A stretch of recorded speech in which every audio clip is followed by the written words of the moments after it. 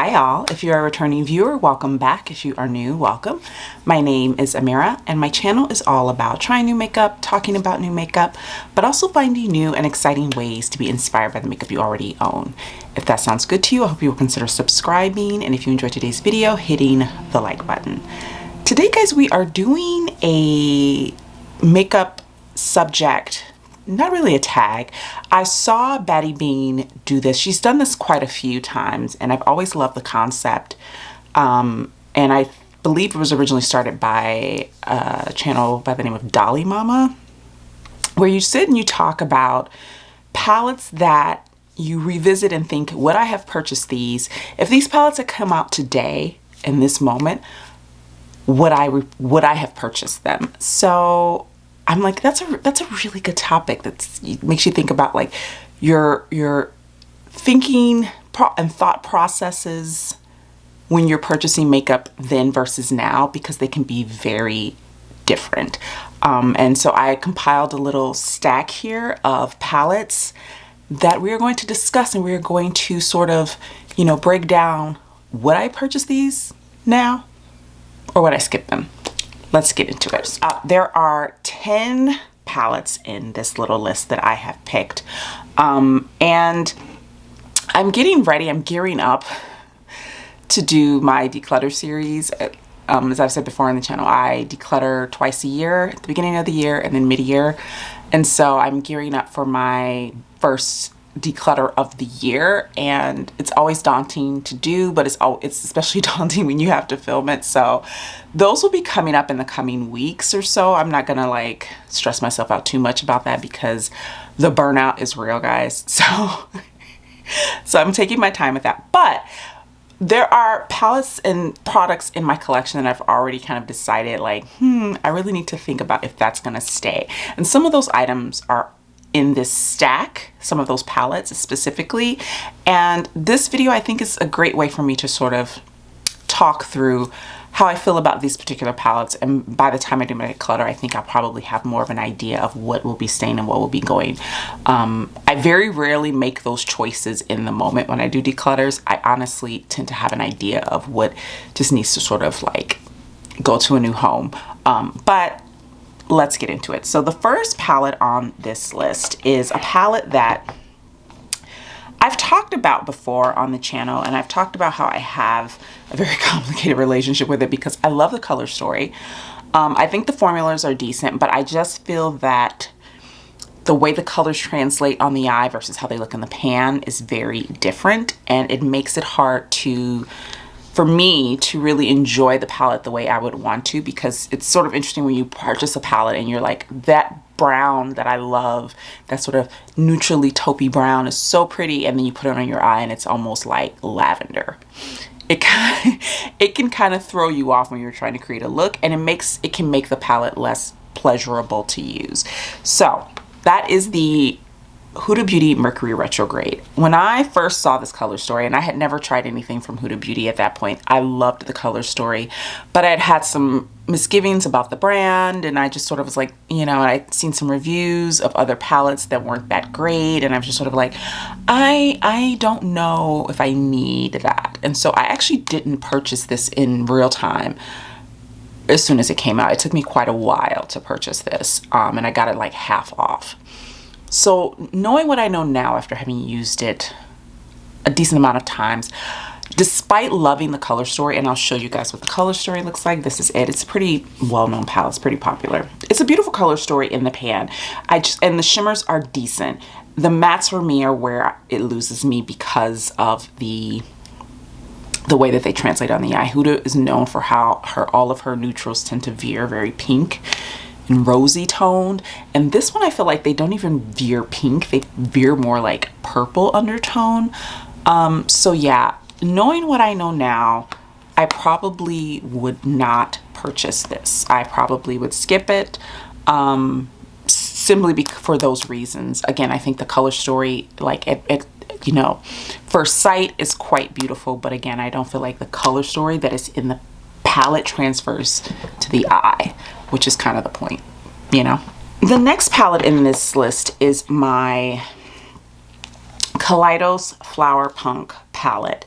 And when this first came out, I was quite excited to try it. And it has a cool, like, it's mirrored, and then it has this like mirror on the inside that detaches. And this is like, I'm not a huge fan of this packaging. I know a lot of people thought it was really cool. I just find it quite cumbersome. I just like, give me a palette that opens and closes normally, you know, like I don't need any fancy stuff.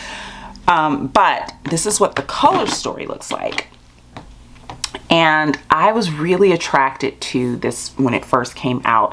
I loved the idea of these like grungy greens and yellows mixed with these really soft, beautiful pastels. And I was so intrigued to know also if these greens were similar to the greens that were in the Kaleidos Sci-Fi Green palette, which I love and I still own. And my curiosity got the best of me with this palette. And the irony of this palette is I haven't used it a ton since I first got it. Like I used it quite a few times when I first purchased it, but I haven't really reached for it or even thought of it since then. And when I did, I would never really reach for these. I would reach for these tones here. Not even the blues. I would just use like these. And so knowing that, and first of all, let me just say, I love the Kaleidos formula. There's nothing wrong with this palette as far as formulation goes. It's a beautiful formulation. Kaleidos has one of my favorite indie brand formulations. They just have fantastic formulas. But if this were to come out today, I would skip it because, again, it's sort of this situation of repetitiveness of color story. I love greens. I love swampy greens for eyeshadow specifically. And I own a lot of swampy green eyeshadows, and I purchased this thinking I was going to use these shades and then barely reach for them. And I used these 3 shades, which I could probably find. I mean, the thing about it is these shades are actually quite, oh, their formula is so soft and creamy, but these shades are actually, the tones of them are actually quite unique. Like they're pink, but they've got this like muted, dusky grunge, vibe to them, which is I think the punk part of the flower, punk of the name. And so it's a beautiful formula, and I have a hard time, like when I swatch the palette, I'm like, oh yeah, that's really nice, and this beautiful shimmery pink. So it's nothing wrong with it. Again, it's beautiful, but I think if this came out, I could talk myself out of it now, which I don't think I wasn't able to when it originally came out. But if this came out now, I think I could talk myself out of it. Beauty Bay Wilderness. This was quite the viral hit, I guess you could say. Everyone and their mom was like, Beauty Bay Wilderness. And it was limited edition. This is what it looks like. It was limited edition. It sold out and everyone freaked out, including myself, because I kept going back and forth about it if I was going to purchase it. And I skipped it the first time, I skipped it the second time, and then the third time I was like, maybe I should get it. And so, yeah, I purchased it. The thing is, this palette is interesting for me because I actually really love the metallics, but I do not like the mattes. And had I not purchased another Beauty Bay palette at the same time, I purchased Wilderness at the same time that I purchased Age of Opulence. I absolutely love Age of Opulence. I think it's a beautiful palette. But I think that if I had just purchased Wilderness, I probably would have skipped on Age of Opulence because I didn't enjoy the mattes as much in this palette as I thought I was going to. Again, the metallics are stunning. They're like this really silky, wet foil type of metallic. Beautiful. Also, this really is kind of, a lot of people were touting this as a dupe for the Melt Cosmetics Morte palette, which it kind of is. Like, it definitely has those tones in it, along with like the grungy greens, but like these blues and these like reds and this part here. Like, it is very much like you could, if you couldn't get your hands on that palette, you could dupe out the tones with this very easily, but the formulation is not the same. And I own the Morte palette. So again, I feel like if this had come out today, my mindset being what it is now when I purchase makeup, I would have been able to talk myself out of this more than twice, and then, you know, caving in on the third time. I think I would have been able to talk myself out of purchasing it. I don't know if it's going to survive the declutter, to be quite honest. As much as I like the metallics, I haven't reached for this in quite a while. So we'll see. In the moment, I may change my mind, but as of now, I think it's kind of already like in the to be decluttered aisle. Melt Cosmetics, we have the Gemini 2. And she look like a this. She's beautiful. Again, as you can see, the grungy greens. I have the original Gemini, which I love. It's one of my favorite palettes in my collection. It's the first Melt Cosmetics product I ever purchased. That palette is, you know, it's kind of one of my, it's like a perfect color story in my opinion.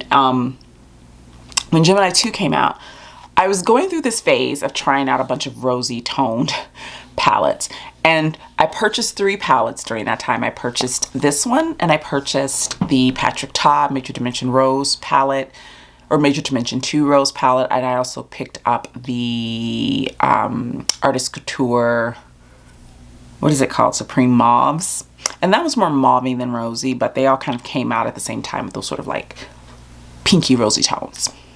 I've decluttered the other 2. And what keeps me from decluttering this one, and let me just also just say this, I found in those moments that I discovered that my eyelids are quite sensitive to the dyes that are used in these tones, like these tones here.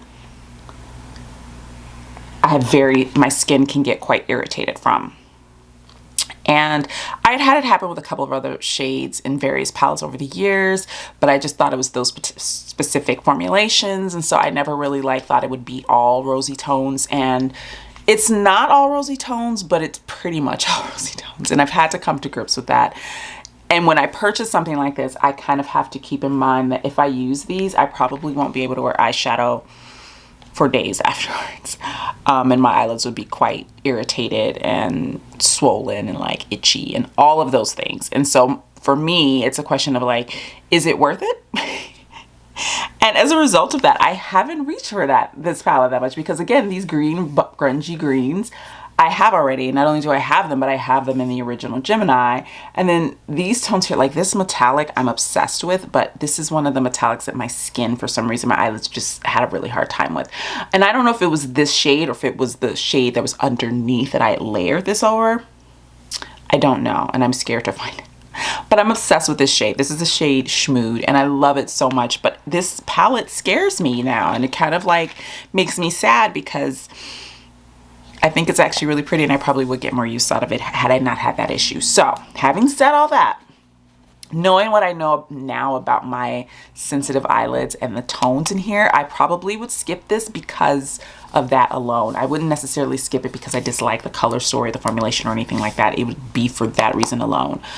So yeah, wah wah, very sad. In the same vein, but kinda not, but kinda is the Anastasia Beverly Hills Rose Metals palette. I bought this palette for a review specifically. It wasn't necessarily a palette that I was like dying to have, but I did want to review it, and I like this palette, but I don't love this palette. I really liked Nouveau, but yeah, I don't know. This palette, when I look at it, it doesn't necessarily like bring me joy. You know what I mean? Like, I don't look at that and go, ooh, I have to use it. And I haven't reached for it a ton in quite a while. And again, it has these rosier tones in it. Now, these tones for some reason haven't bothered my eyes, and I'm wondering if it's just because, and this one's kind of similar to Schmood, just a little bit lighter. This is kind of like, if I mix these together, I'd probably get Schmood. But these haven't bothered my eyes. But again, I just find that the color story doesn't like blow me away enough, you know, to like want to use it all the time. The shade Nova is really stunning though. I mean, there's beautiful shades in here, but I think if you know, me now with the YouTube channel, would I purchase this to review again? Maybe, I don't know. I'm on the fence about that for various reasons, not just the palette itself. But I don't know. This one's a question mark for me. The me who is just a makeup buyer, no.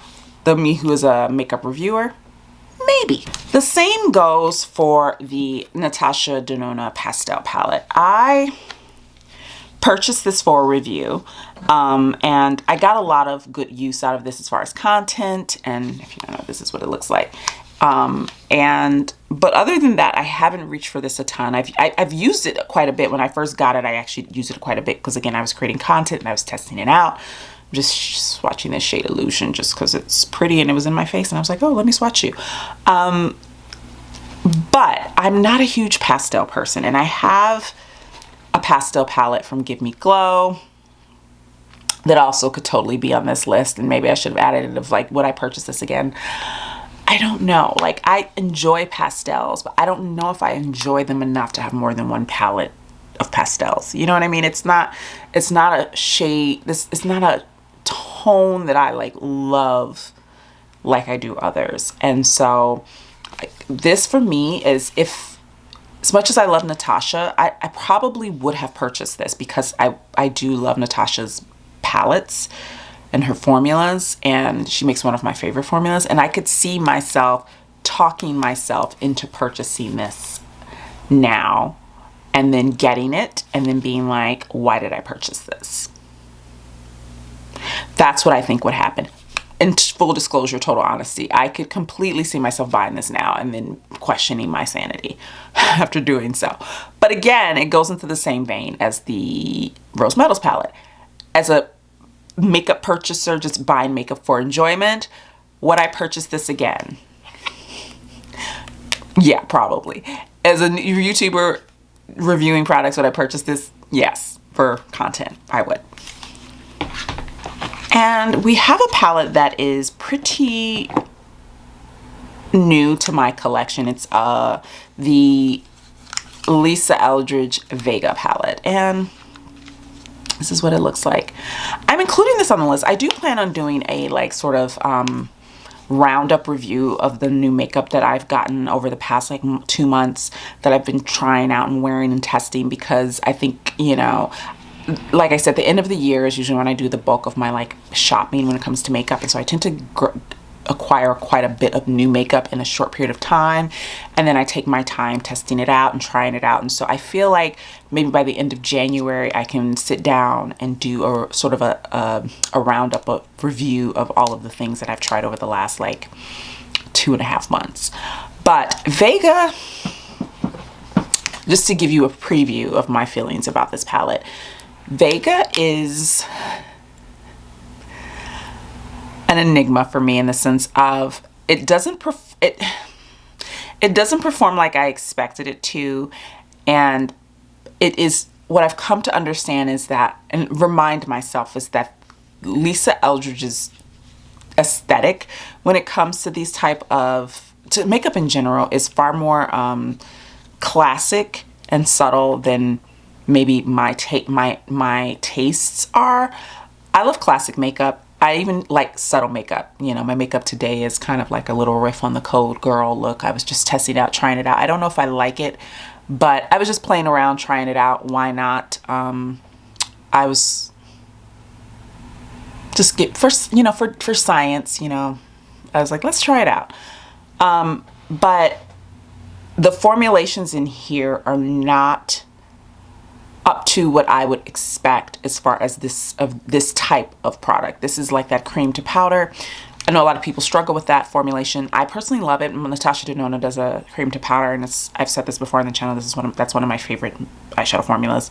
I can work with cream to powder. I know how to work with cream to powder, and I struggled with this palette. And also, as much as I love this color story, I thought I would get a lot of more use out of this color story than I actually have. I purchased this in Sorcery. There is a video for that, so I'll try to remember to leave a card up so you guys, if you haven't seen that review. I purchased this one in Sorcery, and I thought Sorcery would be the one that I didn't use a lot. I felt like this one was the one that would be like the high use palette, and that one would be like the special palette, like the fun palette. But I've actually used Sorcery more. I've gotten more use out of Sorcery than I have this one, and I think it's because of the formulations a little bit. But again, this color story, I feel like, yeah, I probably would have purchased this. Again, it's that two-pronged sort of thing of like, it was Lisa Eldridge's first eyeshadow launch, like traditional type of eyeshadow launch. I know she had those liquid liquid eyeshadows. But this is her first like palettes and singles, and I was just very caught up in that. And I love Lisa Eldridge's products, and I don't regret purchasing pretty much anything that I've purchased from her. Even things that I haven't loved as much, I still love testing her products and trying her products out. So I think because I still to this day, like when I open this up, I still love this color story. I still think it's absolutely stunning. I think I probably would have been suckered into purchasing this. Okay. Next up is an oldie from Colourpop, which, you know, it's Colourpop, like you know, it's Colourpop. So an oldie for them is maybe not an oldie for the rest of us, but for them it is. And this is a collection that they came out with that was like their dark florals collection. And I have two of the palettes. I have Grandeur and Baroque, and this is Baroque.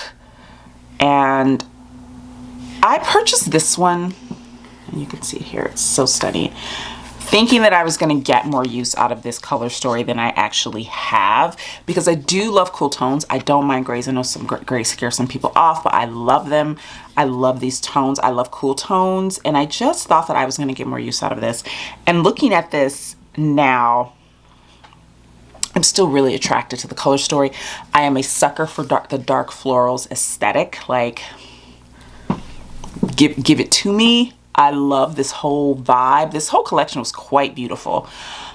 So I think I would have probably purchased this, but also maybe not, because here's the thing. I haven't shopped from Colourpop in well over, like, going on over a year now. And it's not because I had some big idea that I'm like no longer shopping. I'm no longer purchasing from Colourpop. No, I mean, I know a lot of people have issues with Colourpop. I'm just sort of like, whatever about that. Sorry, not sorry. That's just how I feel about it. I mean, I just find it interesting that people sort of single out Colourpop as far as the whole fast makeup thing, when I feel like you can single out the entire makeup industry for that, and a couple of other industries for that. I'm just sort of like, let's not be selective here if we're going to go down that road. And that's just my little 2 cents on that. Moving on. The issue is that I just haven't purchased from them because I honestly, with my not purchasing as much, at least I thought until I looked at how much makeup I bought in the year 2022, I bought a crap ton of makeup in 2022, and I didn't even like think that I had. So how I'm looking at makeup now, like, if these two things, and I'm gonna hold both up for you, if these two launches had happened at the same time, I would have purchased this one and I would have skipped this one. You see what I mean? Like, I would have gone for the Lisa Eldridge because I love Lisa Eldridge. I love the luxurious feel of this packaging. I love this color story. I like how succinct, and, you know, like it's 6 shades, you know, very succinct. I love that. This would have caught my eye mostly for the packaging and the color story too, but the packaging is beautiful. But if I was choosing, if these were all launching at the same time and I had to choose between this one and this one, it would have been the Lisa Eldridge. And so that's sort of how I'm looking at it. Like, if these two palettes had launched at the same time, I would have skipped the Colourpop one. And also, just in general, I haven't been shopping from Colourpop. I haven't been checking for, like, I'm noticing all of their releases, and there are been some releases that I thought were absolutely beautiful, but none of them have compelled me enough to like purchase them. So yeah, I feel like in my current like state of how I'm shopping, I probably wouldn't have picked that one up. I would have just went for the Lisa Eldridge. 2 McGrath palettes. Oh my God, I know. Both of them are holiday releases though. None of them are motherships. Thank you very much.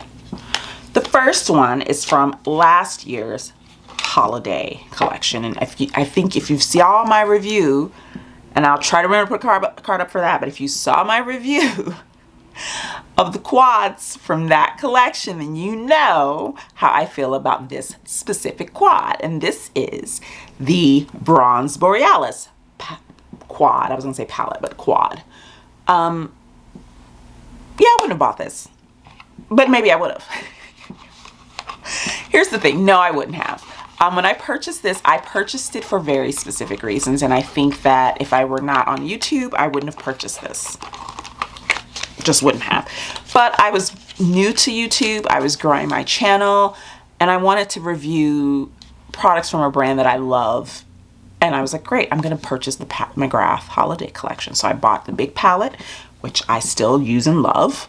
And I purchased the 2 quads. One of them I loved and one of them I was very underwhelmed by because of the color story, and it's this one here. So now, over a year into my channel, if this palette were to come out today, I would not purchase it. I would skip it. I'm not upset about owning it. I'm not like this is trash. It's just that, again, this is a color story that is very comparable to other things that she has released that I own. And also, I just don't think that, even if I didn't, I don't know if this is a color story that I would feel the need to have. Like, it's pretty, but it's also really basic. This color story kind of reminds me of like a Charlotte Tilbury quad. You know what I mean? Like, oh, it's pretty, but it's basic. You know, and I skipped those, so I could skip this too. And finally, the Mega Palette from the 2022 holiday release. Let me open this bad boy up so you can see. So that here it is. I don't dislike this. I think I was really excited when she previewed it because it was colorful, and you know, Pat doesn't really release super colorful palettes. But also, I haven't reached for this all that much since I got it. Like, I've used it a handful of times, but I haven't reached for it. And I think that if this had come out, like, let's say this was the holiday, you know, we just got out of the holiday season, but let's say it was now holiday season, you know, would I repurchase this? Probably, because again, I have to sort of think of things in 2 ways. I can think of them in the way of what I would use and also what I would like to review. And those can be 2 different things a lot of the time. I think maybe people don't know this, but oftentimes when you start doing YouTube, you really do it does change the way that you view makeup and the way you look at purchasing makeup, because I don't get products in PR. So anything that I would like to review, I have to purchase myself, and I have to really think about what is the thing that you guys would like to see and that I would enjoy reviewing, because I try not to purchase things that I wouldn't enjoy reviewing. You know what I mean? I love Pat McGrath. I love her products. I like her formulation. So I knew that I wasn't going to hate reviewing this. I was curious about it for myself, and I thought it would be good content for the channel, which it was. So would I repurchase this again? Yes, I would. All right, guys. So those were the 10 palettes. Let me know in the comments down below, what are the palettes in your collection that you kind of feel a little bit differently about now than you did when you purchased them, or how your views about makeup has maybe changed, so it would inform, you know, like products that you own already, that you're kind of like, you know, I feel a little bit differently about, my mindset is different now than it was then about purchasing that particular item. Let me know in the comments down below. If you enjoyed this video, please be sure to hit the like button. Also, I will leave links to Dolly Mama's and Batty Beans videos in the description box. And yes, so hit the like button if you enjoyed today's video, and I will see you guys in the next one. Bye now.